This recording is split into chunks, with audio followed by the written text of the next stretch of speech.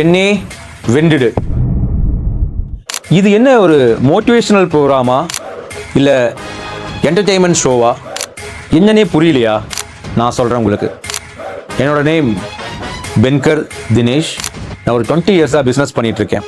என்னோடய சக்ஸஸ்க்கு பின்னாடி மேரேஜ் ஆகிற வரைக்கும் எங்கள் அம்மா இருந்தாங்க. மேரேஜுக்கு அப்புறம் என் ஒய்ஃப் இருந்தாங்க.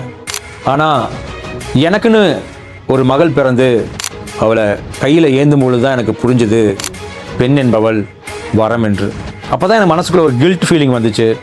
இத்தனை வருஷம் இவ்வளோ சக்ஸஸ் நீ பார்த்துருக்க, உனக்கு பின்னாடி இருக்கிற உங்கள் அம்மாவோட கனவு என்ன, உனக்கு பின்னாடி இருக்கிற உன் மனைவியோட கனவு என்னன்னு கேட்டையான்னு சொல்லி ஒரு கேள்வி வந்துச்சு.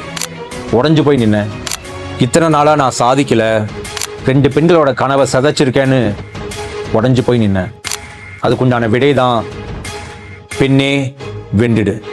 இந்த பெண்ணே வென்றிடுல ஒவ்வொரு பெண்ணோடைய கனவுகளை என்னன்னு கேட்க போகிறோம். அந்த கனவுகளுக்கு உண்டான விதைகளை விதைக்க போகிறோம். முக்கியமாக ஒவ்வொரு ஹவுஸ் ஒய்ஃபும் ஏதாவது சாதிக்கணும்னு சொல்லி திங்க் பண்ணிகிட்டே இருப்பாங்க. ஆனால் அவங்க வாழ்க்கை அவங்க கணவனுக்காக, அப்பாக்காக, அம்மாக்காகன்னு ஓடிக்கிட்டே இருக்கும்.